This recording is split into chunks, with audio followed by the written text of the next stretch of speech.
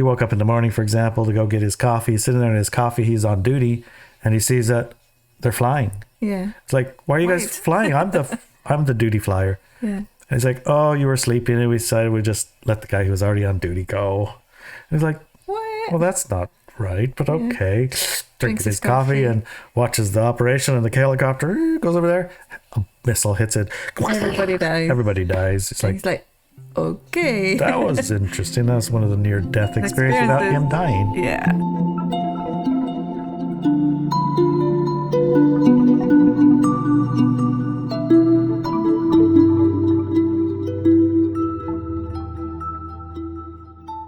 Welcome To another episode of Driving to the Res. with your favorite hosts, Larry and Inelia. and Peepers. Peepees. We decided to be very vocal this morning. Yes, she is.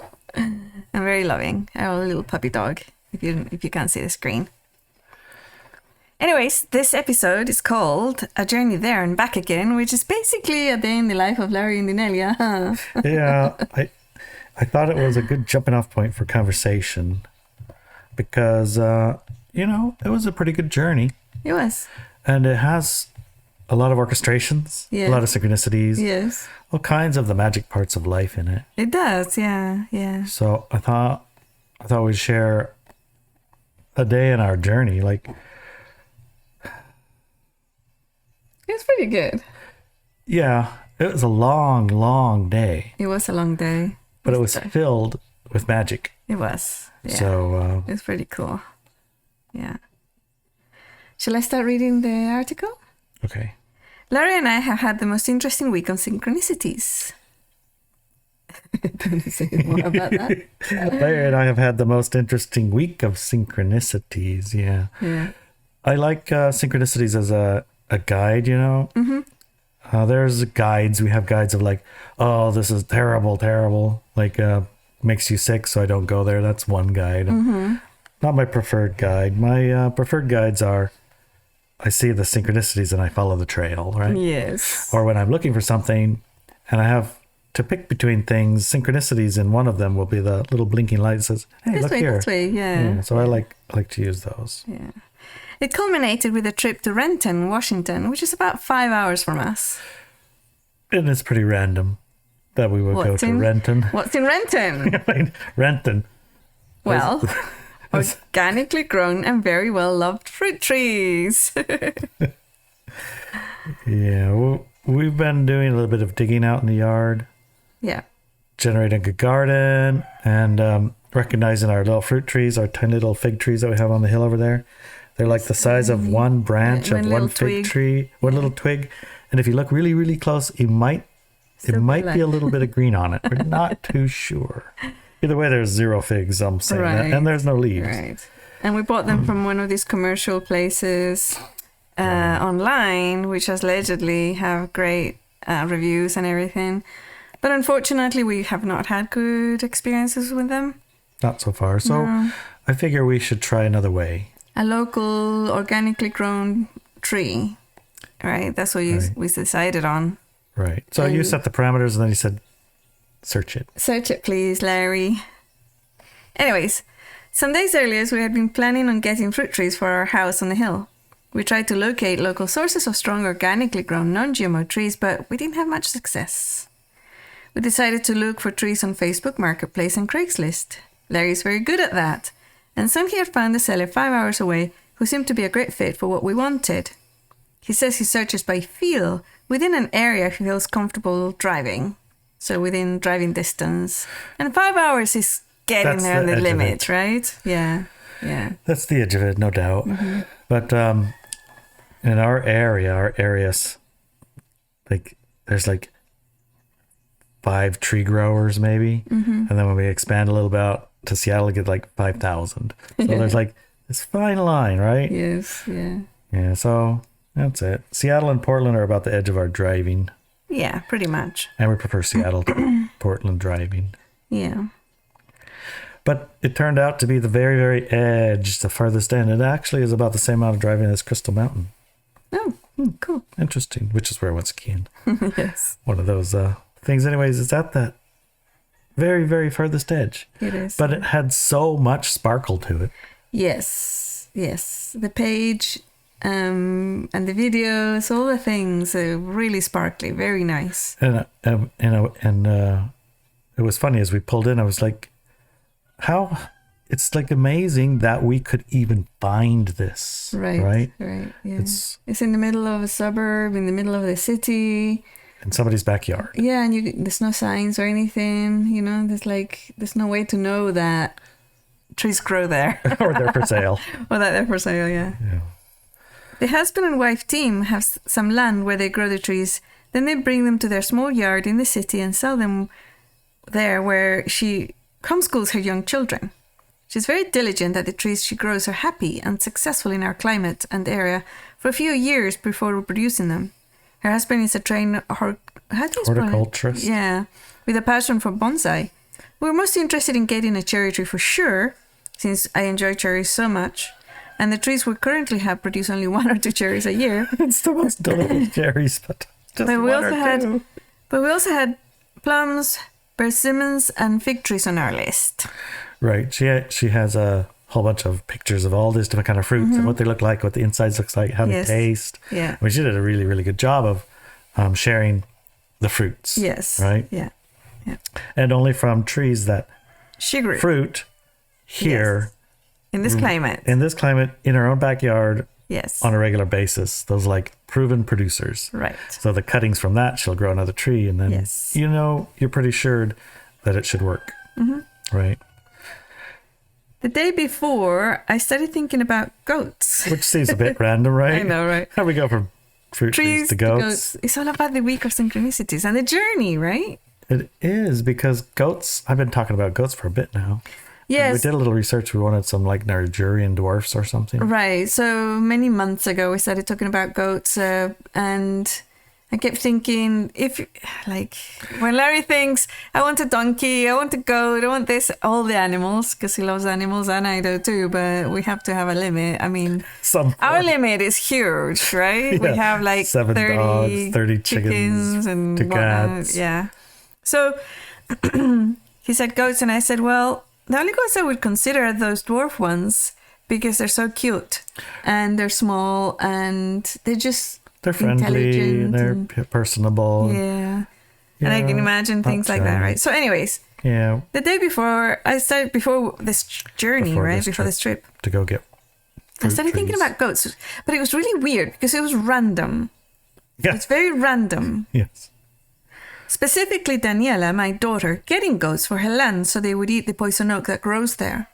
I thought about goats and what type for hours. I didn't mention it to her, or you actually, thinking it would be a conversation we would have in the future, perhaps. But my thoughts were dwarf goats would be perfect addition to her homestead. I just thought about it. I was thinking, and I could see the image of what they look like, and I was thinking they could get one of these play castle things that you get for children. Yeah. So they could play there. I was thinking all sorts of stuff, it's like completely random. In my head, it was going over in my head. Anyway, on the day of the trip, Larry prepared a nice food basket for our trip with sandwiches, drinks, fruits and snacks. And we set off at 8 a.m. in the morning. So you were up since 6 or something preparing it right then. One of the things when you go on a trip like that, we've learned over time, Yes. If we just drive and get in a truck and go, we're going to need to stop on the way to eat or drink. And then invariably get sick. Having to depend on synchronicity to bring me to places to have excellent food and drink. Also, kind of, it conflicts with my desire to have like McDonald's and Wendy's and deli. So I have this like conflicted pattern. It takes me right to the yummy deli. We don't actually eat McDonald's anymore, but we don't. No. Delis or whatever. Either way, the food isn't like supportive of you. No, it's not actually food. It just fills the belly. Food. And I usually am so starving that I just want something that makes me stomach full. Yes. So for that it works. It fills up your stomach with stuff. But the food we buy and bring home, it is selected carefully, and Yeah. So I make a big basket with all the foods that we like to bring with us. Sandwiches and the water that's our good water. Yes. Swirled and mayued and got All little the salts in it. things. All the stuff, yes. Yeah. All really the stuff. yummy. All the things. All the things. Yes. Yeah, so we'll pack that when we go with us. And then it'll tide us over so we don't have to stop anywhere to eat. Right. On the way there, we listened to podcasts. We randomly chose some without much thought or planning on what we wanted to listen. Generally, we have favorite, but this time, however, we listened and looked for synchronicities to guide our listening choices. Right. And oddly enough, one of those synchronicities was the poison oak. I don't know if you remember the poison oak showed up. So the goats. Now you can see the oak. Yeah. So the guy starts talking about poison oak. Yes. It's one of these sacred plants and things and whatnot. And I'm like, oh, poison oaks, goats. We need goats. So I have to have that conversation with Inelia because I think goats would be perfect for her. To get rid of that poison oak. There's so much poison oak there, you know. So yeah, and then they start talking about. So I started thinking about goats again, of course, you know. I forgot about that bit. Yes. Yeah. So the first podcast was one I had been already listened to the day before, which was a mic drop podcast, and it was a helicopter pilot. And what I found interesting was his life, you know, because the last weeks or so we've been looking at near-death experiences and meanings of lives and orchestrations of lives and these kind of things. And so I kind of had a bit of fascination with guys who pick that kind of life, you know, right. The warrior life. And he was a pilot in the 160th, which is the Night Stalkers. The Night Stalkers. The elite of the elite helicopter, like go in there and get them. Yes. Yeah. And it was through so we had like an hour Afghanistan. Left he was talking about his experiences in Afghanistan and other places. Yeah. So I wanted to finish it off, and I wasn't sure if you would be listening or if I was going to get it shut off or if you were going to continue to listen. So I just pushed play. It took us down the road, and I was like, oh, it's going good so far. Oh, it's not shut off yet. Well, it was interesting. The stories, there were stories mostly of not like, oh, I went and smashed all these guys. It was these synchronicities and orchestrations that brought him to the places that he ended up being and the situations he ended up being. Right. And the many times that, you know, he woke up in the morning, for example, to go get his coffee. He's sitting there in his coffee. He's on duty, and he sees that they're flying. Yeah. It's like, why are you guys flying? I'm the duty flyer. Yeah. And he's like, oh, you were sleeping, and we decided we'd just let the guy who was already on duty go. And he's like, what? Well, that's not right, but okay. Drinks his coffee and watches the operation, and the helicopter goes over there. A missile hits it. Everybody dies. Everybody dies. It's like, he's like, okay. That was interesting. That was one of the near-death experiences without him dying. Yeah. And that was funny because, let me read this. Okay, as we listened to his stories and giggled as he used the words near-death experience or NDE to depict times where, by all accounts, he should have died, but by some miracle he did not.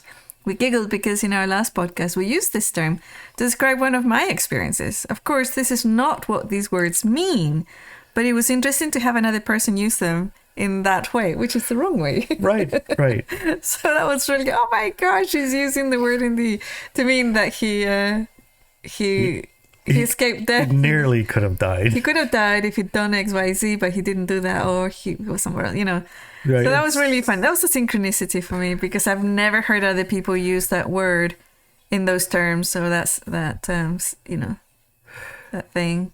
Yep. Well, you know, the synchronicity is the near-death experience, which we just had a podcast on last week, right? Right. Yeah. And one of the things I think will be interesting to explore in our second hour with regards to this is Fred. He's a expert in helicopters. I'm not sure what his general, right? General, yeah, he's a FAA guy, right? Yeah. And his specialty is something to do with helicopters. I think he can fill us in more clearly. But this fella's next experience in one of these helicopters, he's up in the air with his helicopter, and they got shot up with these guns. Yes. And all of the hydraulic fluid in the entire helicopter was gone. Fell out. Yeah. And his stick that he controls the helicopter with stopped working. It won't push. He can't move it anywhere. And his pedals Push him as hard as you can. Nothing happened. Nothing happens. He's like all dead. So he says, and he's in the air flying. Yeah. And he's like, and he tells the guys, sorry guys, we're gonna die. It's over. It's over. There's nothing I can do. Yeah. And they're getting shot at and everything. Well, he's well up there, but Fred knows better than probably the rest of us. He maybe explained this, like when you lose control of the helicopter, the sticks and stuff, it's you only got like seconds, and it's probably gonna die. He said, all we're gonna do is we're gonna slide over, turn upside down, and go crash into die. Yeah. It's gonna be over, and there's nothing I can do, guys. Sorry, guys. It's over. Yeah. And his crew chief like opened a can of hydraulic oil, like the old school kind with a can opener. Yeah. And poured some in the thing, and he had just enough to move the stick a little bit. And I've been thinking, well, go down. And what did he do? He went back. He turned around to go back to the top and rescue somebody. Yeah. Like, no, don't do that. Land. No, he turned around and he started going, and then the stick stick froze again. Yeah. So he opened realized up the second can, right? Put it in there. And put the second can in there, and I'm like, okay, is it gonna land now? We're gonna land now. Oh my God.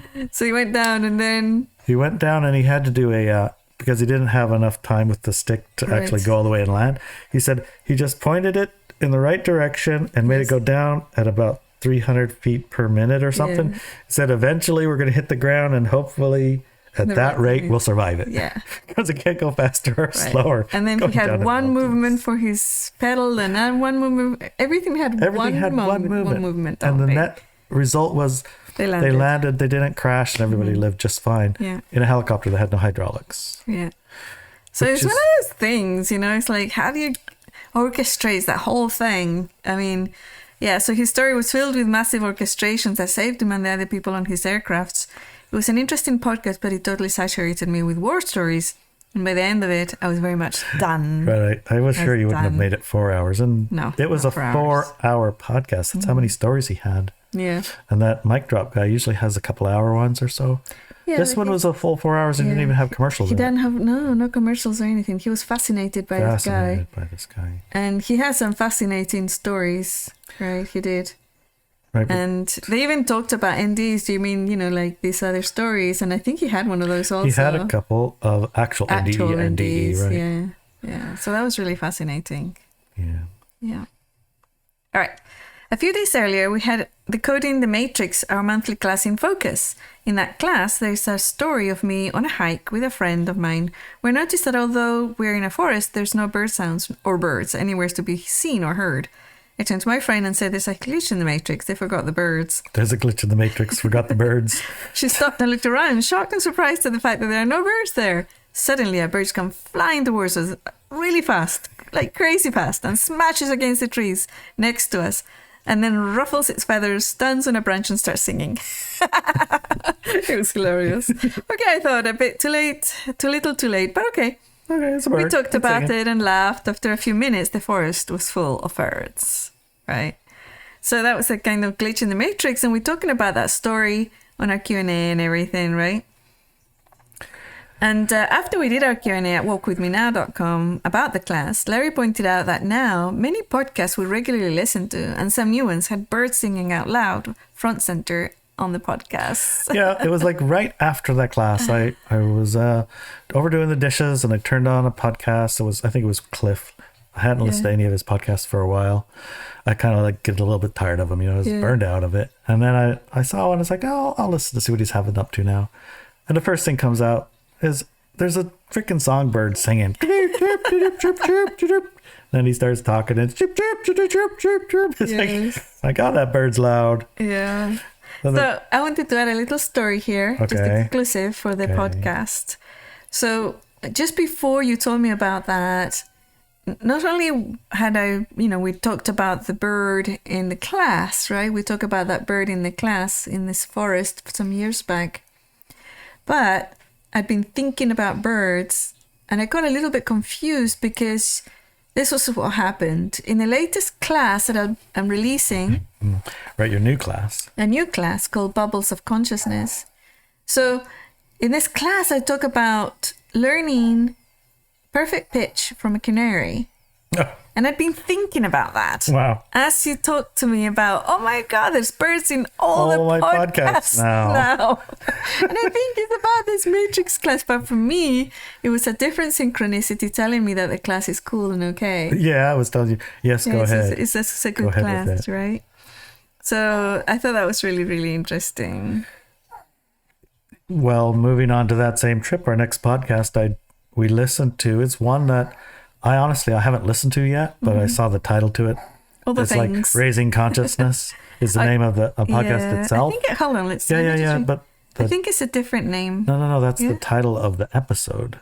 The actual podcast is something like Raising Consciousness. So that's why I put it on my library. I put it in my library because I wanted to see what it was about someday. And it's been there for a year or something. I never even looked. Right. So this time we're driving.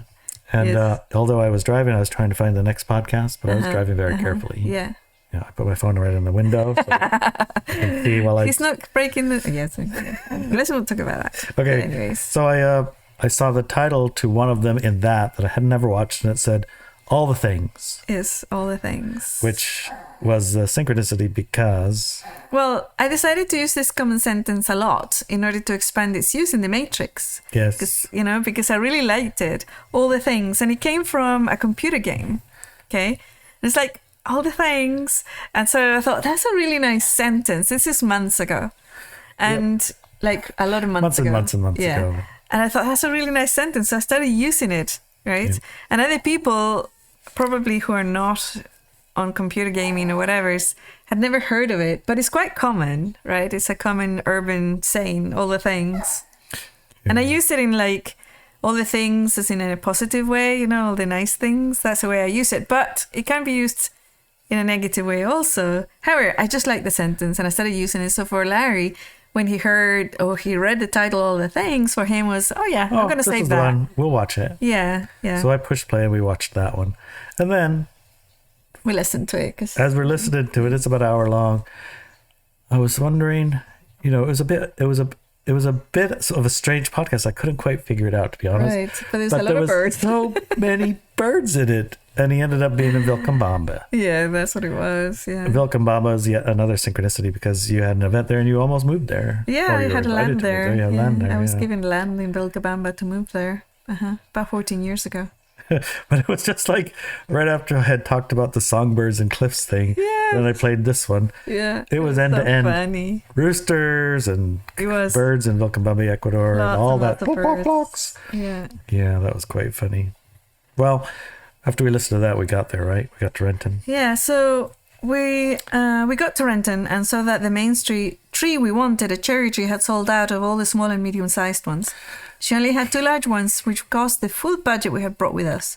They were so expensive for one of those trees. It was like... But it was fully grown, like, It had the leaves and had cherries on it. It was sort of like 10 foot tall, the both of them. But our whole budget for all the trees would be one of those. Was the equivalent of one of those. Like, I don't think so. We were both disappointed because I love cherry trees and cherries are one of my favorite fruits. That was one of the main reasons that we went. Yes, we were presented with a choice of 1 cherry tree or 10 smaller mixed fruit trees. Larry told me how he had imagined how much I loved eating the one lovely cherry on our present cherry tree, gave us last year 1 cherry, and really wanted to get me more of them. Yeah, I kind of did what I feel is my instant manifestation technique to some degree. It's like, I don't understand why we don't have a cherry tree, but okay. I imagined the whole thing. Imagined the most delicious cherry you ever had in your life. I imagined you eating it, and I imagined us there, and I was like, well, I don't understand why there's no cherry tree here, but I will just release it. Yeah. Right? Yeah. So we looked at the rest of the trees and examined each one for a long time. We ended up with 2 persimmons, 2 pears, 2 fig trees, 2 plum trees, and 2 almond trees. Almond trees. I know, 2 almond trees. Yeah. With they're called fuzzy almonds. Fuzzy almonds. Yeah. Oh they're my god. Very cute. They're beautiful. And she must have had like 100 trees there. Yeah, she did. What is it, babies? Come here. She says, come over here and work. Yes. Come here.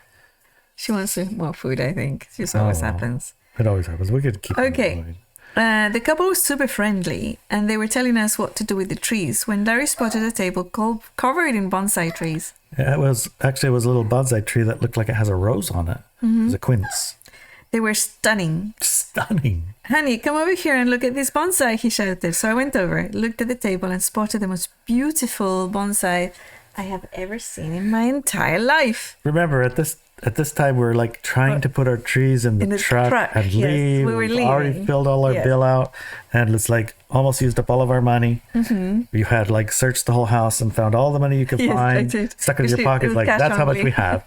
Right. Because it's cash only there. They don't take checks. They don't take credit cards. They don't take PayPal. They don't take Venmo. They don't take all the wayos. Only cash. So we had a strict budget. Yeah. And we'd pretty much spent it all. It was white bark, small little leaves, an amazing shape, and the most stunning little pink flowers covering its trunk and branches. Oh. I was in love. She fell in love with this little bonsai tree. It was the one I saw was a beautiful. quince. Yeah. I saw it and it's like, just walk past it, isn't it? Like, it had the most beautiful little rose flower on it. I thought it was a rose, but it was a quince. And then there was a table full of pine trees and whatevers. And there was lots of different little tiny bonsais. Beautiful, all of them. I mean, gorgeous. But you fell in love with the flowered one at the end. It's a cherry tree. It actually produces most amazing yummy cherries, the lady said. She said they grow and they make the red. And they're the red like a maraschino. They're super bright red, like berry cherry. The most delicious cherry she's ever eaten in her whole life. You know, it's like, it has this, the bark is white. White. And it was covered in the tiniest little pink flowers. Yeah. The whole tree. And it was like, oh my God. It's just so stunning. Of course it's not for sale. It's his freaking prize bonsai. He said, what year is it now? 2024. Oh, it's 23 years old. Oh, I thought you said 25. 24. 23 years. 2001 is when it was grown. 23, okay. So anyway, I was like, obviously it's not for sale. Right. It's his I don't know what. And he said, prized possession that he's been growing for so long. Yeah, but he said, no, I'm selling these. He said, well, then she said it. Yeah, she said that they would sell it because they don't have a greenhouse anymore to put it in. Well, they he said he would consider it and they were scaling down. So it wasn't like there's the price tag on it and it's stuck. Like all the other trees have a tag on it and a little thing that shows their price. And none of the bonsais have for sale on it or nothing. Right. But this one, oh my gosh. like, well, it has to be in the greenhouse. I don't have a greenhouse anymore. I'm ready to move on, but it has to go to the right home. Yes, I'm just finding a home. It says the price is $380, but it's to cover the cost of the pot, which are really expensive. Special bonsai the soils pots, are really expensive. Soils, whatever. An actual tree that he must have bought from somewhere, you know. So basically, he was recouping the cost, right? Yeah. And we'd already spent our budget. Yes. It's like, and she had given us $400 worth of free trees because of the large amount of trees we'd bought.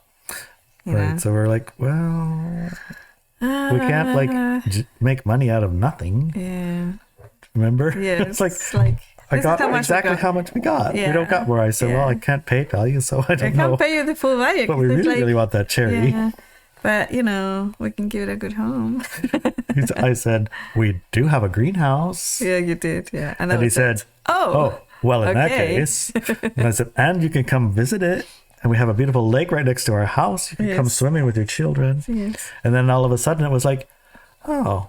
He said, yeah, you know, these trees, the ones that I'm going to sell, I don't care if somebody has all the money and they're not the right house. I'm not giving it to them. Mm-hmm. Yeah. It's only going to the right house. Yeah. I said, I like you guys. I said, well, we have X amount of dollars. Is that enough dollars for all our trees and a cherry? And he said, yes. So he didn't give us a discount on the cherry bonsai, but he gave us a discount on other things. Some of the other 10 to make it up for it. That's the way it worked.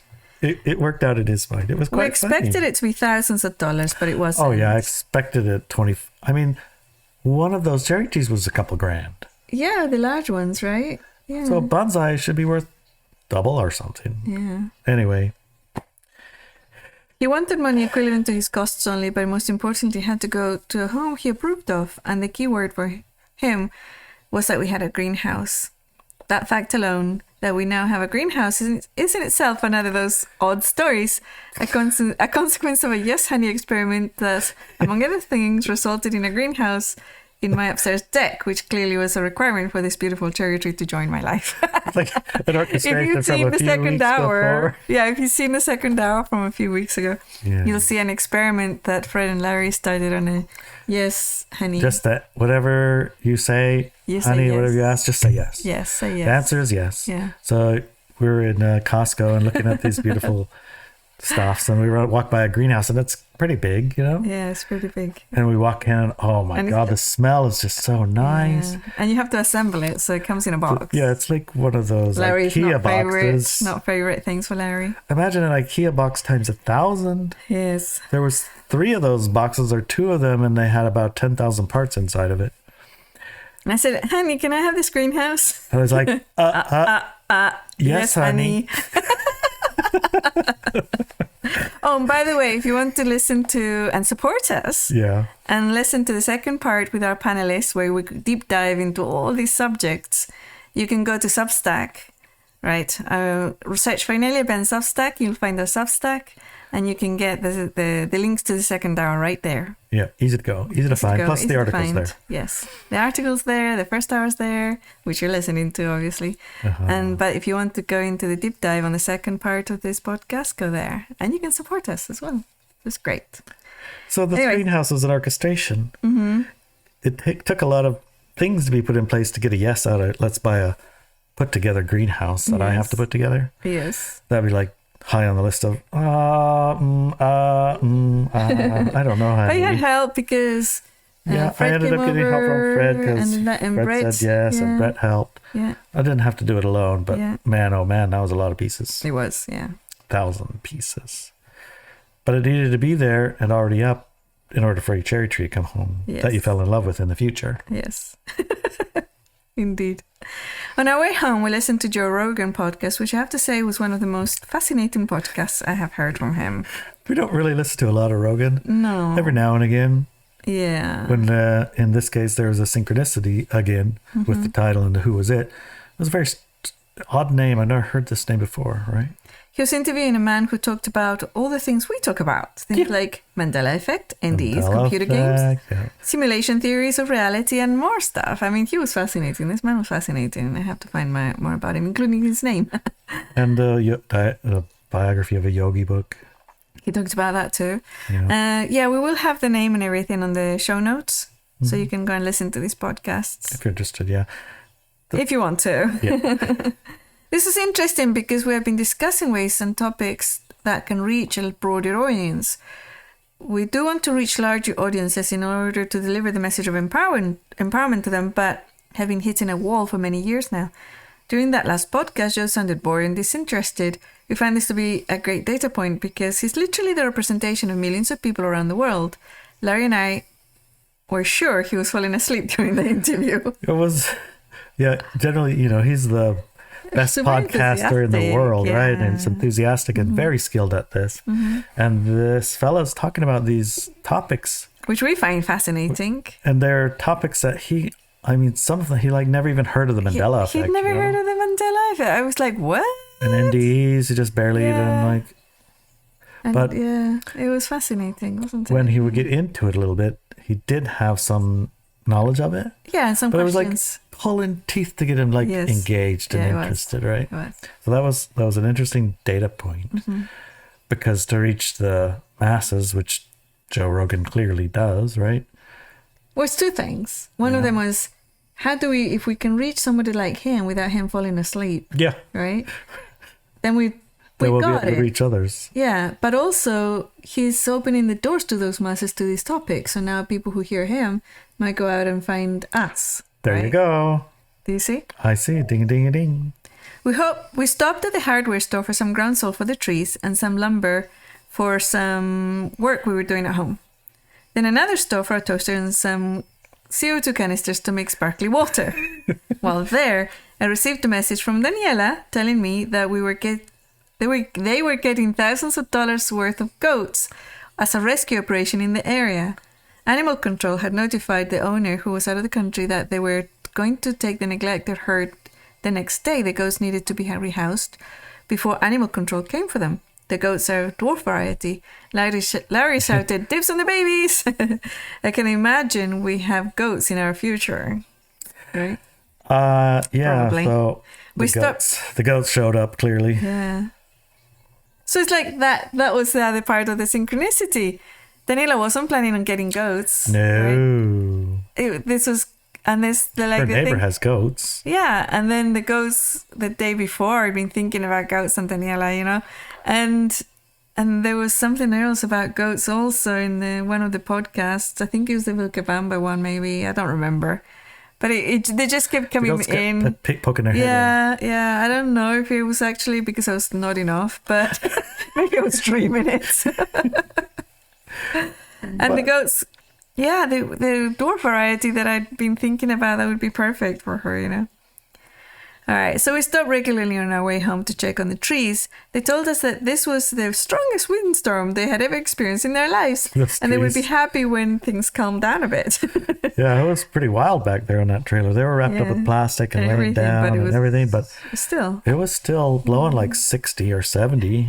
And it was a bit of an earthquake all the time. Yeah. So trees were like, I don't know what's going on. We were in heaven with our dad and our mom, and now it's like stormy and earthquakey, and where are we anyway? What are we doing? We told them soon we would be home, sweet home, and they would get a big drink and a hug. which they did. It was close to 9 p.m. by the time we got home. Brett, my son, and Larry unloaded the trees, watered them, and explained to them that the trip was over. They were home. Yes. And that was our journey there and back again. Which actually, the journey there back again is a reference to the Lord of the Rings. Oh, is the it? Hobbit, yeah. I'll be darned. Well, it's something of our day often are magical in that way. Yes. From start to end, there'll be synchronicities. There'll be things that we follow like that. There'll be, I think about this thing, and then it becomes, the goats, the cherry tree. Even when it doesn't seem like it is, sometimes it just takes a little bit of time. Mm-hmm. And there was another little story, actually, of synchronicity that I wanted to keep for the podcast. Oh, what's that? Is that the hummingbird one? Yeah. So, I think it was in the same class, wasn't it? The Matrix, the Decoding the Matrix, that I talk about a little story of when I was a little kid. Oh no, maybe not. No, it wasn't. No. So I've told this story. I can't remember when or where, but I've told the story of when I was a little kid. I used to be able to walk to hummingbirds and pick them up and stroke them and then release them, right? And I told this story on the Collective Bubbles class. Yes, the Collective Bubbles class. Yeah. Exactly. So I told this story in the Collective Bubbles class. It's probably going to be released by the time you're listening to this. And so the story is very simple, and it's like when I was very small and like a toddler, probably just maybe a little bit older, maybe about 4 or something like that, I would be fascinated by hummingbirds. And my mom had a flower garden, and they would be full of hummingbirds. And there was one particular flower tree that, or maybe a bush, for me it was a tree because I was so small, where the hummingbirds would come to all the time. And I would go there and I would want to pick them up because they were so shiny and the feathers would change colors and they were so beautiful. So as I walked to the tree, the hummingbirds that were buzzing around on the flowers one of them would sit on a branch for me. And I would go up there, grab it in my hand. I would have to use both hands. And I would pet it, with my finger, pet its little head, It was just so beautiful. And they would look at me with their little eyes and blink, blink, blink, blink for a little while. And then when I was done, I would open my hands and they would fly away. And this happened lots of times. Anyways, when I was doing the class, that story came into my awareness. And I was like, oh my gosh, it makes total sense because I was stepping into the collective bubble of the birds, of these hummingbirds. It makes total sense now. Of course, as I grew older and social programming came in, I wasn't able to go and pick up birds from the hummingbirds. I mean, they barely ever sit down on a branch anyways. But I wasn't able to do that anymore. And I don't remember the last time I touched a hummingbird. It was probably when we rescued one from somewhere, Remember we got the little rings and we tried to get them to come sit on our That's right. rings. Yeah, the shaman show. We got little rings with nectar on them. And they would come and sit on you and your, so that was the last time I think, yeah. But I didn't actually You didn't hold get to one. hold them, no. They would just sit on my hand or my head or my Mostly your head. shoulders. Yes. But I didn't get to hold one. So the day after I finished the class, Larry calls me in the sunroom. We have mostly covered the whole area with mesh so that the insects don't come in at night. And there was one little area that doesn't have that insect netting, and a hummingbird went in, and our cat Brad was after it. So we went out there, and I said to Larry, "You need to get a step ladder because it's too high. I can't reach it." Because he just came in and said, "Yeah, you need to hold the hummingbird. You have to grab the hummingbird." Because he knows the story of me. I'm like, I can't do that anymore, But you need to, honey. You need to. You have to do it. Otherwise, Brad's going to jump on our screen and ruin the screen and kill the bird. So all bad you have things. to do it. So I went out, grabbed the cat, put it in the house, closed the door, and told Larry to go and get a step ladder. But he brought a brush instead. So I don't know about a step ladder. He was trying to herd the hummingbird out through the little gap again, and then it started coming down, and I thought, I can reach that. Yeah, instead of going over and out, it just kept on coming down and down and down right to where Inelia was. Yeah, so I reached out and grabbed it. Obviously, it didn't want me to grab it. But what surprised me instantly was that when I grabbed him, it didn't struggle. And I mean, I've rescued other types of birds in the house. Yeah, they're wriggly and trying to get away from you, but this one just stayed very quiet and still. My first thought was, oh my gosh, he's dead. He had a heart attack. Or something. But I looked at it and he was looking at me, blinking his little eyes, just like when I was a little kid. Yeah. And I'm like, that's strange. So I came around the other side of the house. And the cat was still inside the house. And actually, I let him into that side because he was fascinated. So I thought I'd come out here. And I opened my hand. And he was just laying there, looking at me and blinking. And I could feel its little heart in my hand. And he wasn't like odd. It was alright. It was normal. It was normal for a hummingbird. And I thought, I must be terrified. Maybe he's exhausted or something. So I closed my eyes again and put him in my pocket with my hand around him.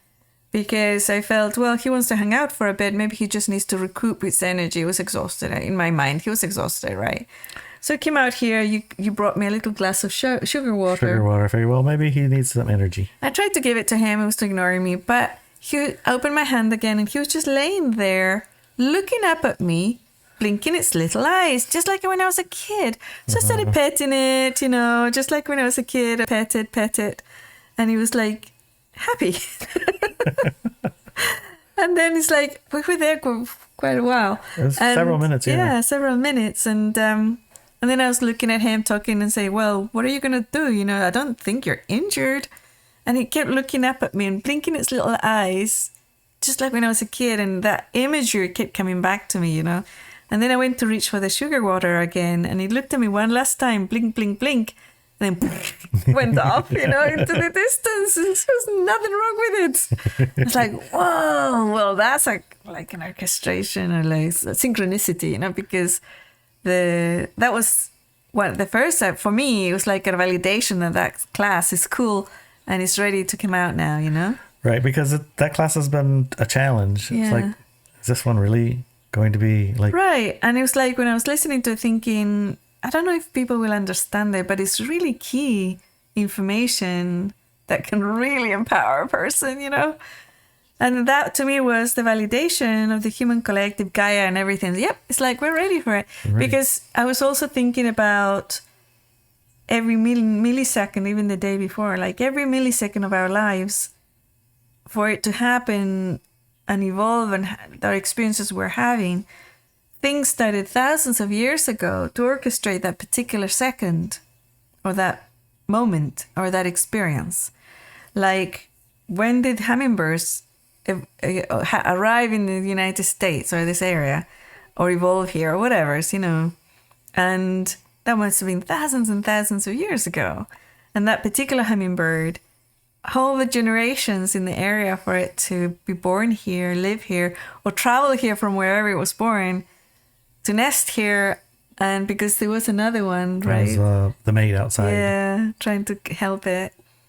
So all these things happening for that moment to validate, and the experience is so radically different to other experiences that I've had in life and other people's experiences with hummingbirds. Especially the blinking little eyes looking at me in a very specific way, like face on, looking at me, blink, blink, blink, blink, you know. So that to me was really significant. And to me it meant, yeah, that class is cool, you know. It's really cool. It's spot on. You just don't have to work on it anymore. It's fine. And so that was another synchronicity that I wanted to share, again, with birds. And remember when Larry started talking about all the birds on his podcast, I forgot that he hadn't listened to the class yet. So I thought he was talking about that story.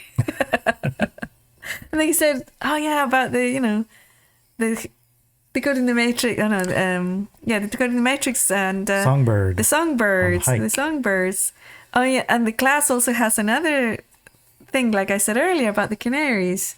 So I thought he was talking about that, but he hasn't even heard the class yet. Yeah. So yeah, it was pretty cool. So keep your eyes out for that class. If you're on Subscribestar, it'll be on the class part of the Subscribestar, right? And Walk With Me Now for classes. Now has it in classes also. With a ton of other classes. And you can get it a la carte, even. Telegram's the easy way to find it, or go to our website. Yep, ineliabenz.com. ineliabenz.com. Yeah. And we'll see you in the second hour now. Yes. See you in a few minutes. Bye. Bye.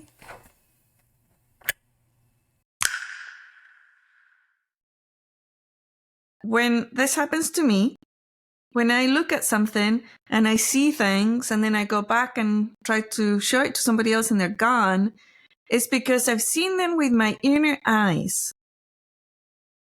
And when I see something with my inner eyes, it means it's being hidden at an occult level. But because I've had that training, I can see it. So that means it requires further investigation because there's something going on here that's not clear to, it's not fully on. But what I did notice is that this person was actually revealing things that would validate the original seeing. Yeah. So sometimes the vision or the message or the synchronicity is for your eyes only, right? But it doesn't mean it's an invalidation of another person. Like, wait, she's so advanced, but she didn't see it, type energy. No, she didn't see it because it wasn't her journey. It wasn't her message. It wasn't her synchronicity. It was yours.